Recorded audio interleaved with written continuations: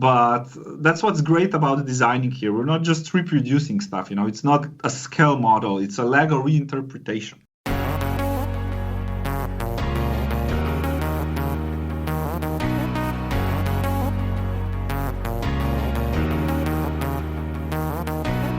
This is News on a Tuesday, and today we are going to talk about a few different things, but more importantly, we're going to talk about the Lamborghini Cyan, or however you pronounce it. Whatever you choose to pronounce is correct, because at the end of the day, your world is what is most important. So we're going to talk about that. There's an interesting video that I want to share with you from the entire experience of this lovely thing. And then I want to get into an interview with one of the coolest Lego designers, with Rock Kobe. How cool is your name if you are Rock Kobe? Yes, I know you're a senior designer. You've been there probably forever, but dude, Rock Kobe? That's like the coolest name ever. I'm named Matt and he's named Rock. Like, what did my parents think? Where did they go wrong? They went way wrong. But I will share some information from Rock to you about a specific set we have done not too recently, about a month ago, that I think you guys will find extremely fascinating. I wish I would have had it at the time, but I didn't, so I'll share it now. So let's dive into the first thing. First, the Lamborghini Cyan.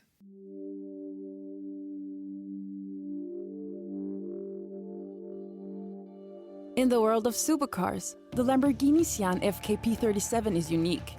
The dynamic lines, audacious angles, sleek curves make it so futuristic, and yet it's still unmistakably Lamborghini. We spent over a year trying to recreate this in a 1:8 scale Lego Technic model, working closely with the design team at Lamborghini, getting all the details and lines as perfect as we could. At the end of such a project, you're always thinking, what more could we do? How can we keep this great collaboration going? After speaking to the design team in Sant'Agata, Lamborghini's headquarters, we came up with the idea of going big and creating a full-size 1:1 scale version of the Cyan FKP37 to show what's possible with the Lego Technic system. With this in mind, we headed to the Lego facility at Kladno in the Czech Republic. It's here that all those amazing outsize models and sculptures you see in Lego stores and Legoland parks are built. If anyone could make this happen, it would be them. We looked once again at the design cues of the Cyan FKP37 and closely studied the iconic Lamborghinis of the past. From our discussions with the Lamborghini design team, we realized that hexagon shape was something that played a major part in both the Lamborghini and the Cyan FKP37's design history. They started sketching and determining how the hexagon shape could be the foundation for the car's design. The engineers went to work figuring out how this huge complex structure could be built. And then the expert builders started their work. Though our car was always going to have the same green color as the 1:8 scale model, we felt it needed a touch of something special to make it unique. Here, the Lamborghini designers suggested using the skilled craftsmen who paint their cars to do something with ours.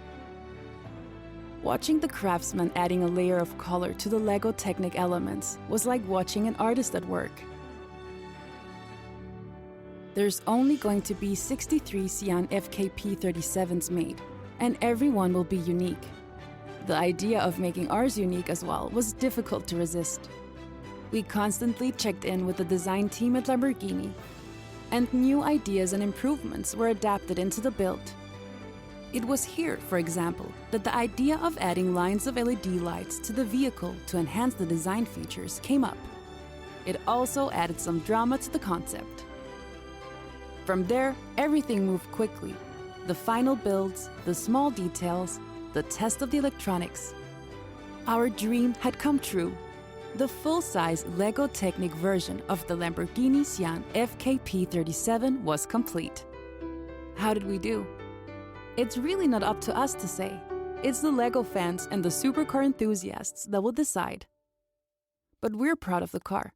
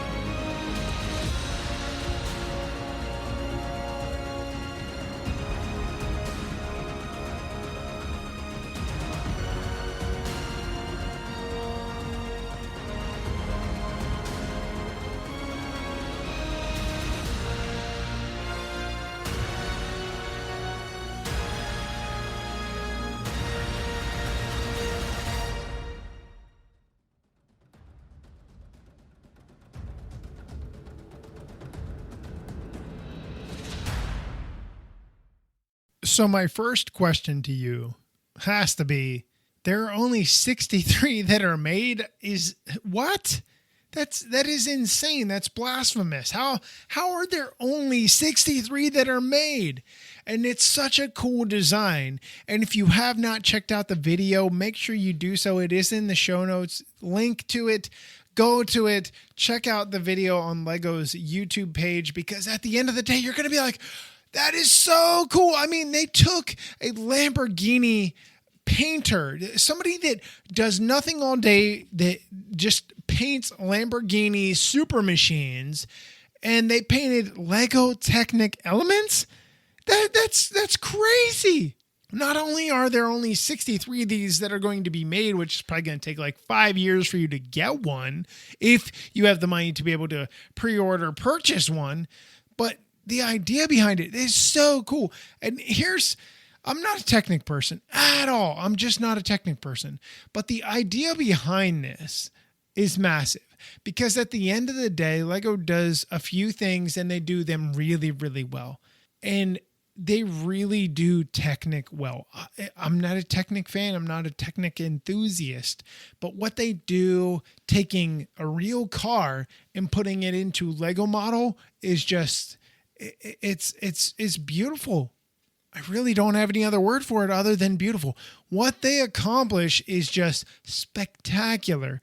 To be able to take a real car that is being produced, that is on the street, that is going to be in somebody's pretty garage with only 63 of them made, right? And turn it into this beautiful thing. How can you not be impressed? I'm overly impressed. I'm super impressed. And even if you say, well, it has this, it doesn't quite fit like this, it is still the closest resembling model possible. And it's a beautiful set. If you want something to build it, do it, have fun with it. If you like supercars, hypercars, this is it.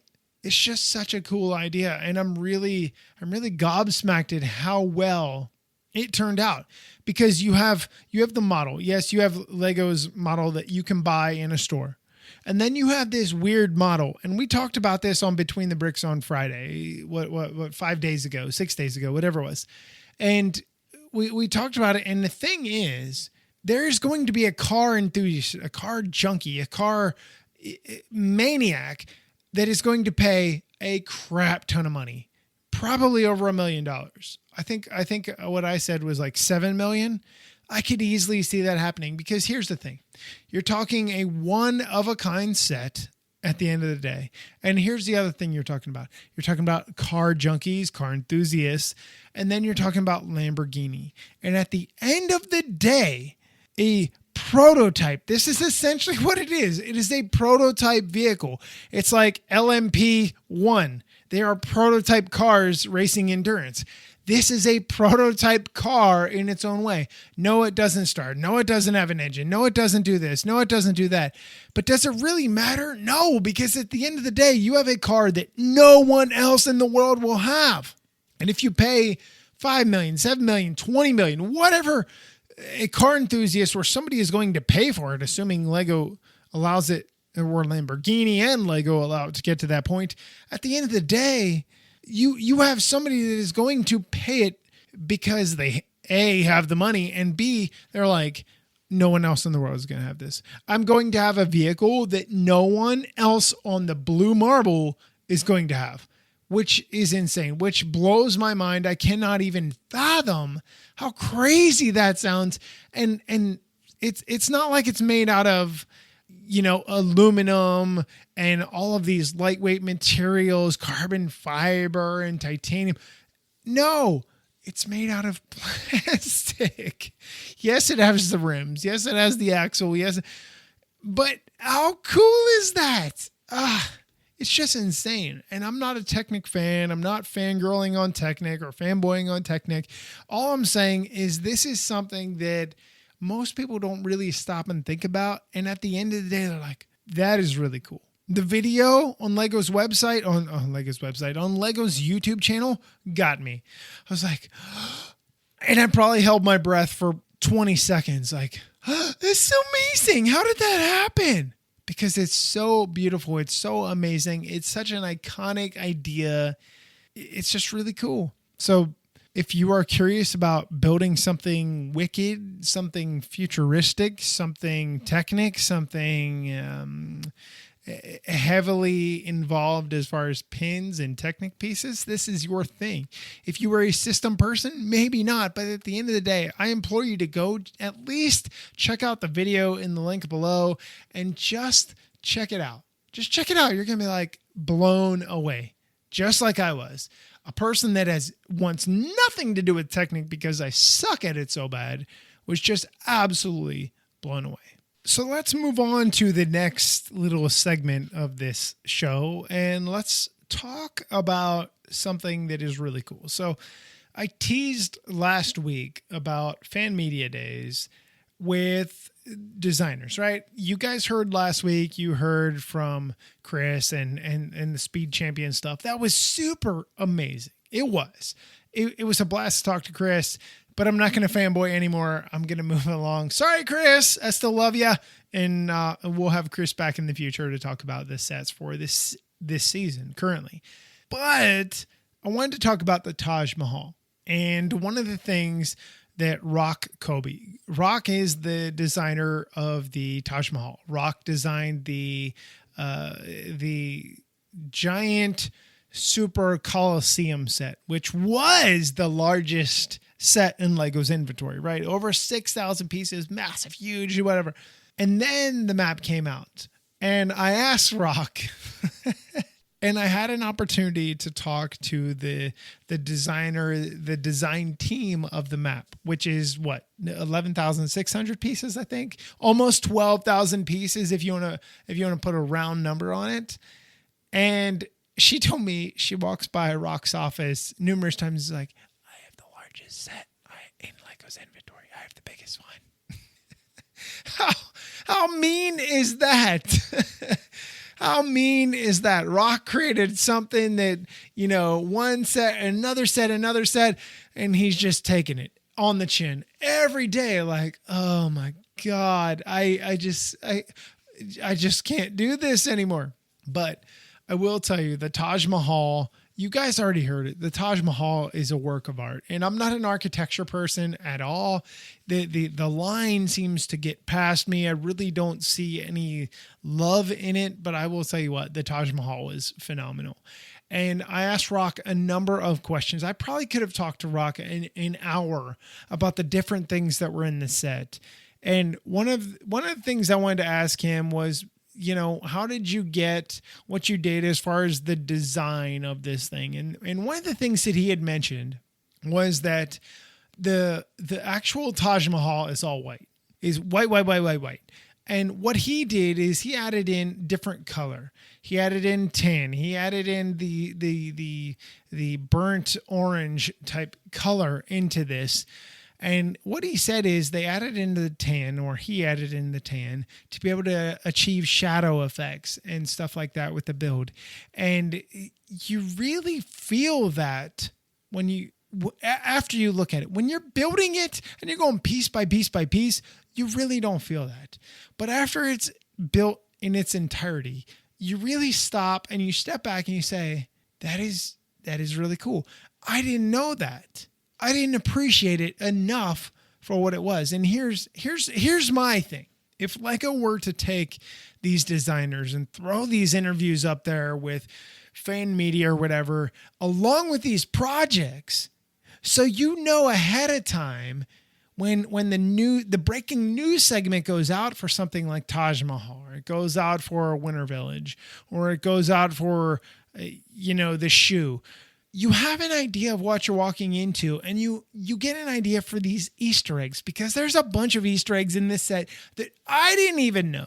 I had no clue, but they are. And I wish Lego did something like that for the fans to drum up more hype instead of after the fact, because this is 2 months after? I don't remember when the Taj Mahal released. May, maybe?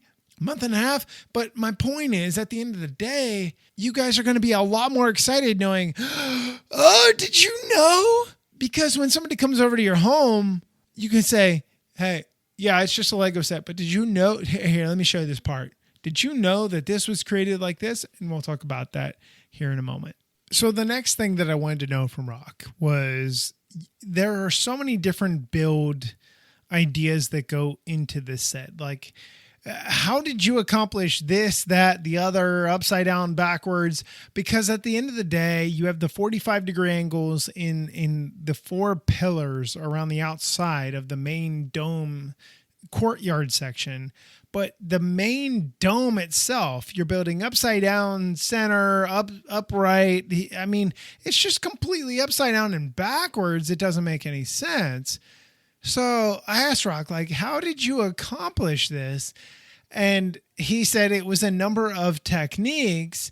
And one of the hidden things that you would have no idea between Hinduism and Buddhism, there was an idea that was hidden in that center build that I didn't even realize, because I wouldn't have known, that he put in there as an Easter egg, and it's called Hindu and Buddhist symbolism hidden into it. So this is actually actually represented in the Indian flag. So one of the other things was the colors of the Indian flag. The colors of the Indian flag. The colors of the Indian flag are in this build because the Taj Mahal is in India. In the center of the build, all 3 colors are represented of the Indian flag. How cool is that?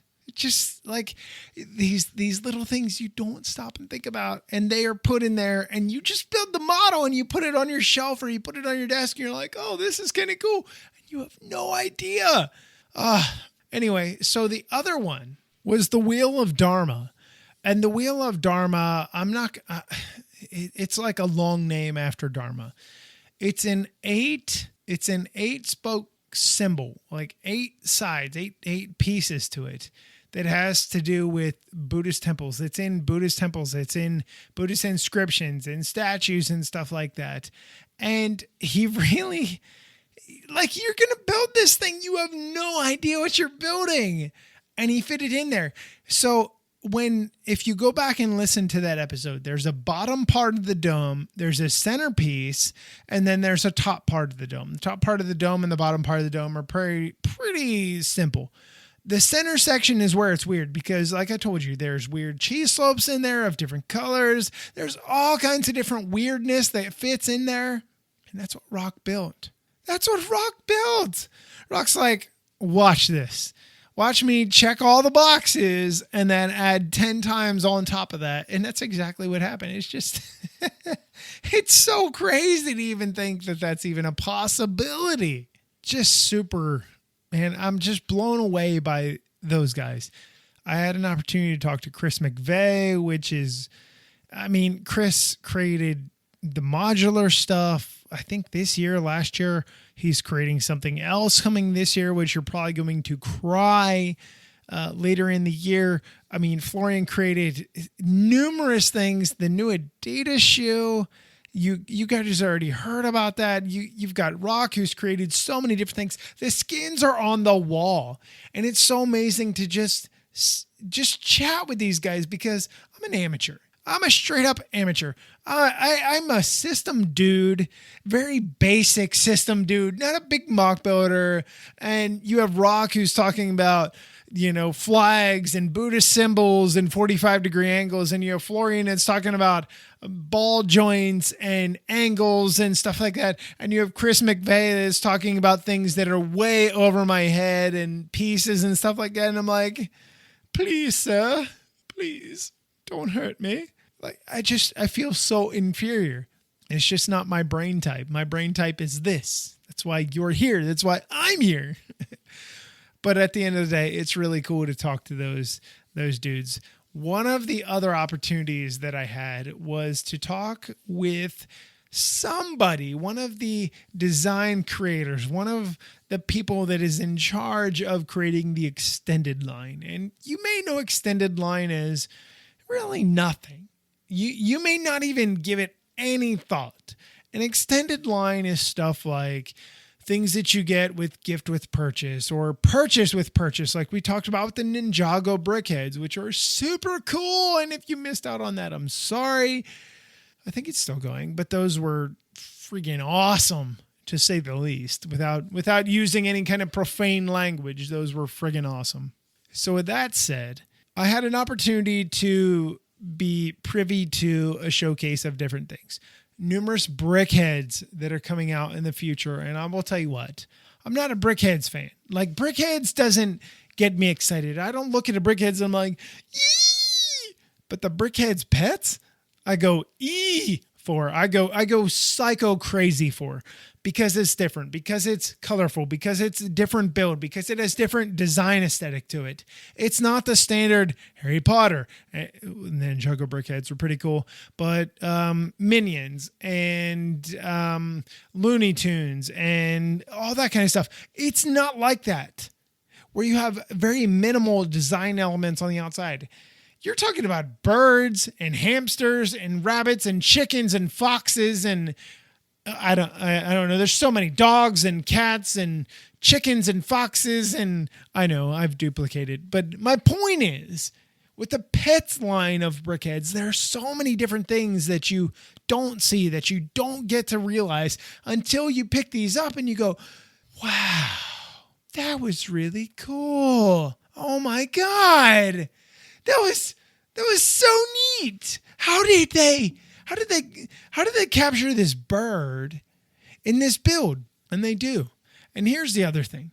So my big overarching question was, can we expect more things like a purchase with purchase, like the Ninjago brickheads? Can we expect that moving forward? Is that going to be something that Lego's like, you know what? We have interest. We have people that would buy this, whether it be Harry Potter or Ninjago or City. I don't know. City would really work. I'm thinking, Minions, Trolls. I guess Speed Champions isn't really a deal. But is there something that is going to continue moving that ball forward so that there is that purchase with purchase stuff? And the answer I got is, I have to talk with marketing. Totally let the air out of the balloon. The balloon went from huge to all over the place. And I was like, no, I need to talk to a marketing person. I need to know, is this going to be a thing or not? But I will tell you one thing. If you like things where you are on the high seas, you might be interested moving forward. That's all I'll say. But at the end of the day, there's a lot of cool stuff. I mean, the gift with purchase stuff has been done through Lego Ideas. It's been done in a numerous number of ways, and I'm okay with it. It's a really cool idea with what they've done. The purchase with purchase, I think the jury's still out on. I think at the end of the day, you're really going to have to stop and you're going to have to say, well, is this going to be something that really happens, or is this going to be something that doesn't happen? Is this going to be something where I'm going to have to pay an inexorbitant amount of money, or is this going to be something where $10, €10, and I can get this? Cool. I like that. That's neat. It goes with my purchase. Hopefully at day's end, that is the way it works, where it's on the cheaper side so that everybody, every person, every human can pick up the things that they're really interested in. Because at the end of the day, that's really what it's about. So I appreciate the time that Mel Caddick gave to me. She was phenomenal. She gave me a little presentation of what is to come. Some things are already out. Some things are coming out. And I will tell you what, if you are not into the GWP stuff, I suggest you get into the GWP stuff as we move along, because 2021 is not even half a year gone. We still have another half a year, and you might be really excited by that point in time. So with that said, I've really enjoyed the chit chat and the discussion about this kind of stuff. Next week, I'm going to share with you some more stuff that came from the art section of things, because at the end of the day, the Lego art is not going away. If you're somebody that's like, oh, this is just a flash in the pan and it'll be gone soon, it's not. Lego art is going nowhere. If anything, Lego art is going up. Maybe not in part count. Almost 12,000 pieces is a big hurdle to jump. But at the end of the day, it's not going anywhere. And there's endless ideas that you can do. I mean, think about it. I know I'm going on a quick tangent right now, but at the end of the day, you can do all kinds of famous paintings. You can do all kinds of famous portraits. You can do anything you want under the Lego art license, idea, theme, category, whatever you want to call it. You could do stuff from Overwatch, if that is a thing. You could do stuff from Fortnite and any popular video game that is currently out there. You could do stuff from present day figures if you wanted to. I know Lego doesn't get into war and political and all that kind of stuff, and I wouldn't buy it if they did. But my point is, maybe you get into some kind of historic figure. I guess that might even be crossing a line to a certain degree, but at the end of the day, simply my point is Lego art can do a bajillion different things.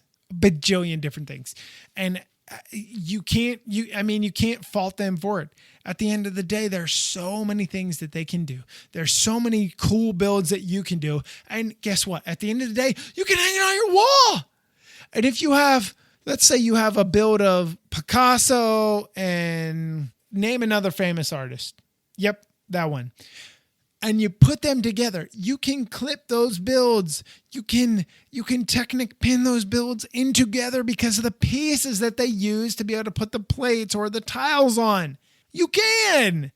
Just beautiful, a beautiful idea. So that's all I have for this episode. Man, News on a Tues was fun this week, dude. Just a lot of stuff, a lot of cool things that are out there. And here's the thing. If you're somebody like myself and you get stuck in a certain realm of Lego and you only do a certain theme, like you only do one theme or two themes, you do like city and you do, I don't know, Monkey Kid. Okay. And you only do those themes. There's so many others out there. You need to check them out, whether it be art or Technic or architecture. My eyes were blistered open to architecture. Like I'm just like gushing pus from my eyes of my eyes being blistered from architecture. Like, oh, look at it, it's so pretty. It's amazing. There's so many cool things that are out there. And here's the thing. At the end of the day, these designers are phenomenal. Whether you are a fan of one designer or the other or another or somebody else that was a designer but they have left the Lego group or they have retired or whatever the case may be, at the end of the day, there is something for you. I promise there is something for you. And if it's not for you, it is for you plus somebody. So maybe you don't want to build Technic, but somebody else you might know wants to build Technic. So you build together. Or you want to build a modular, but somebody else you don't like that you like doesn't like modular series. There's always something that you guys can build together. There's always something. You go to a Lego user group meeting, a LUG meeting, and you talk to somebody and you're like, oh, well, I'm only into Ninjago. Well, I'm not a big fan of Ninjago, but I like Harry Potter. You could talk about bad guys together. You could talk about protagonists together. I mean, it never ends. It's a giant storybook, including building. And at the end of the day, you may not have anything in common with who you think you don't have anything in common with, but you do, because your bad guys are bad guys and your good guys are good guys and your car is a car and this technique is this technique. There's always a common ground. I promise. So before I do any more, just chaotic, crazy, out of the box weirdness, I'm going to end this. And I appreciate you guys stopping by on a News on a Tues. And until next time, I'm your Minifigure host, Matt. Let's build on it.